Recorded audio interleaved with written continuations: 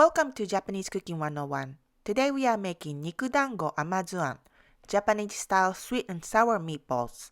This is a popular Chinese dish that has been adapted into Japanese cuisine. Pork meatballs are deep-fried and coated with soy sauce and vinegar-based sauce.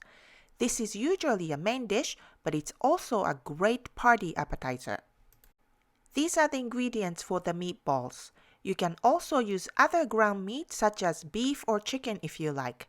These are the ingredients for the sauce. For more information and complete recipe, please visit our website japanesecooking101.com.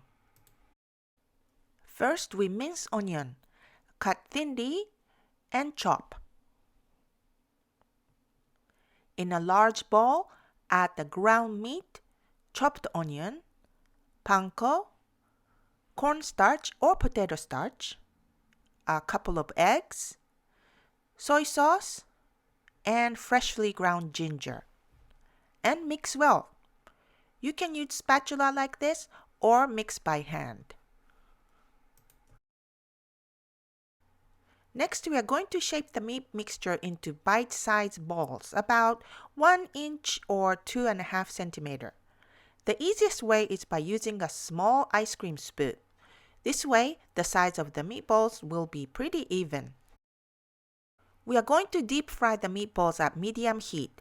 We'll quickly shape by hand right before deep frying. The oil should be about 350 degrees Fahrenheit or 180 degrees Celsius. Fry the meatballs for about 5 minutes or until browned. We are using avocado oil, but any neutral flavored oil will be fine for deep frying. When they are nicely brown, remove from the oil and transfer to a plate with a paper towel.